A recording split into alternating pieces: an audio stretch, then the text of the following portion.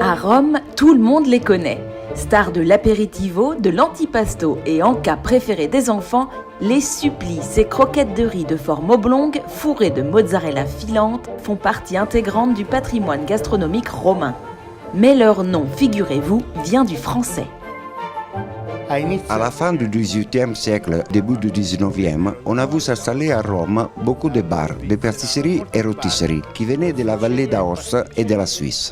Et ces commerces, qui étaient très beaux, avaient tous des noms un peu francophones. Et faisaient ces boulettes de riz panées et frites qu'ils appelaient surpris, parce qu'à l'intérieur, on trouvait une surprise quand on les ouvrait. C'était en général des foies de volaille préparées avec de la tomate et des oignons. En réalité, aujourd'hui, on se trompe en disant suppli. Je ne sais pas d'où ça vient, quel changement il y a eu, mais en tout cas, le nom à l'origine, c'était surpris. On dit même que ce sont les hommes de Napoléon qui, les premiers, se seraient exclamés « surprise » en découvrant la farce à l'intérieur de ces mets dès 1808. Bref, le suppli se mange depuis très longtemps. On dit des supplis qu'ils sont le plat du pauvre, car ils sont préparés avec des ingrédients simples, du riz pour le risotto, de la sauce tomate et de la mozzarella. Et comme il est très difficile d'en trouver en dehors de Rome, mieux vaut savoir les faire vous-même. Voici la recette. La première étape des supplis que réalise pour nous le chef Stefano Calegari, c'est le risotto. Parce que le suppli est, à la base, un risotto qui est pané et frit. Donc aujourd'hui, on va faire un risotto très simple de la région du Vésuve, car ces tomates fantastiques viennent de là-bas. Elles sont déjà assaisonnées avec de l'ail et du basilic. Et puis, évidemment, nous avons besoin d'un bon riz qu'on va torréfier. Celui-ci est un carnaroli. Il vient du Piémont. On a aussi du sel, du poivre et on fera frire de l'ail dans l'huile d'olive extra vierge. Donc on va préparer l'ail très simplement. Le chef commence par couper grossièrement 2 gousses d'ail qu'il fait revenir dans de l'huile d'olive. Faut être généreux parce que le riz est un ingrédient qui absorbe bien les sauces et les saveurs. Donc on doit être généreux quand on le cuisine. Une fois l'huile bien chaude, on verse notre kilo de sauce tomate au basilic, avec ici des tomates cerises encore entières. Oui, elles sont entières. On va les casser un peu. Et de toute façon, à la cuisson, elles vont se défaire. Mais c'est bien aussi de trouver quelques morceaux entiers dans le risotto. Ça rend les supplis plus humides. Allez, on verse. Ça, c'est le bruit typique qu'on entend dans les maisons romaines à l'heure du déjeuner. Le chef ajoute un peu d'origan et va porter le tout à ébullition. En attendant, petite astuce, il démarre la cuisson à sec des 500 g de riz afin de le torréfier légèrement. À sec, sans rien, pendant 1 à 5 minutes. Il doit à peine brunir. On peut aussi juger à l'odeur. Quand ça sent la céréale, c'est prêt. De cette façon, le riz s'assèche et une coque se forme sur les grains. Ensuite, on le cuit avec de l'eau bouillante et la sauce tomate. En effet, c'est parti pour la cuisson du riz, avec d'abord les 500 g d'eau bouillante. À partir de maintenant, on compte 10 minutes. Et oui, attention, si un risotto classique demande 18 minutes de cuisson, celui des supplis se fait en 10 minutes, et pour une bonne raison. Au bout de 10 minutes, le riz est encore dur, al dente, comme on dit pour les pâtes. Mais on doit bien penser qu'ensuite on va le faire refroidir, puis former les boulettes, et enfin les frire pendant 6 minutes. Donc il va continuer à cuire. Et puis à la dégustation, c'est meilleur quand on sent bien tous les grains.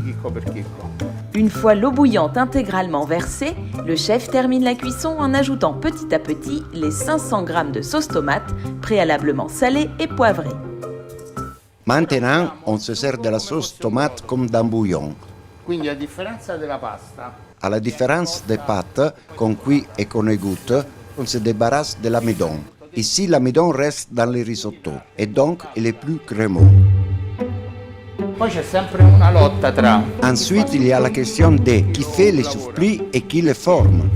Car le suppli est meilleur s'il est plus humide, plus imprégné de sauce, mais ça le rend plus difficile à travailler. Donc, si on le prépare de A à Z, on a tendance à le faire plus sec. Mais si c'est quelqu'un d'autre qui le forme. Moi je dis, ok, je vais le faire bien. Voilà, si vous aimez la difficulté, vous préférerez donc un riz gorgé de sauce. Le chef ajoute une dernière pincée d'origan et voici la consistance que votre risotto doit avoir au terme des 10 minutes. Vous voyez comme il est crémeux, comme il faut. Il n'est pas sec. Il ne reste plus qu'à ajouter les 100 g de parmesan hors du feu Eccolo qua. et à étaler le risotto sur une plaque afin de le laisser complètement refroidir pendant 2 heures. Ora il nostro scopo è L'objectif, c'est d'arrêter la cuisson. Donc, on le laisse refroidir. Et pour aller plus vite, on peut mettre en dessous un petit cale pour que l'air passe. Et on laisse comme ça. Deuxième étape cruciale, donner une belle forme ovale à vos supplis et les farcir.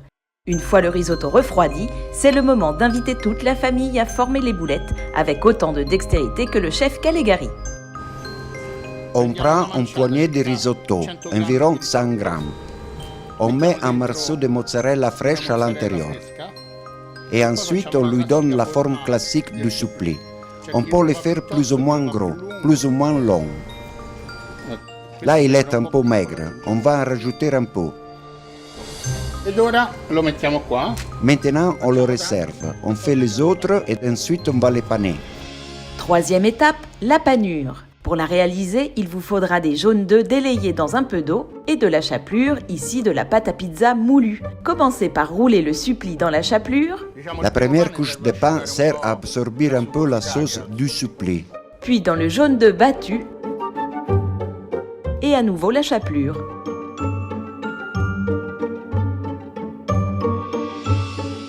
Dernière étape de la réalisation des supplis, la friture, qui va donner le croquant caractéristique du suppli et va permettre à la mozzarella de filer. Il suffit donc de plonger les supplis dans un bain d'huile pendant 6 minutes à 170 degrés.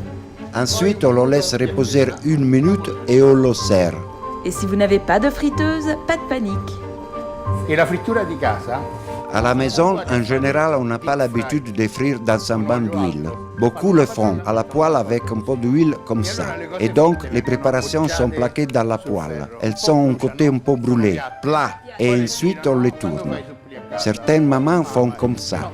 Donc, le résultat est différent. Mais ça n'a pas d'importance. Quand c'est bon, c'est bon. Ça y est, ils sont prêts ? Après 1 minute hors de l'huile, le temps d'un petit rappel des ingrédients, les supplis sont prêts à être dégustés.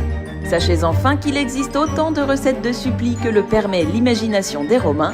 Bœuf, poulet, saucisses, légumes, n'hésitez pas à les goûter tous.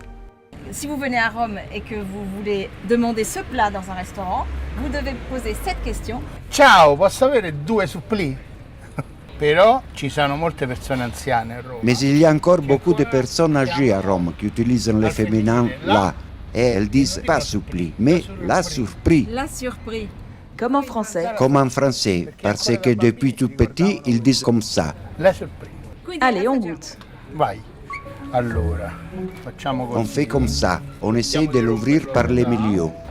Vai, aprilo. Voilà. Vedi? Bravissimo, sì. Et ça s'appelle... Ok. Suppli al telefono. Pourquoi ? Ok? Perché? Parce que c'est comme si on s'est parlé au téléphone avec les fils. Allô?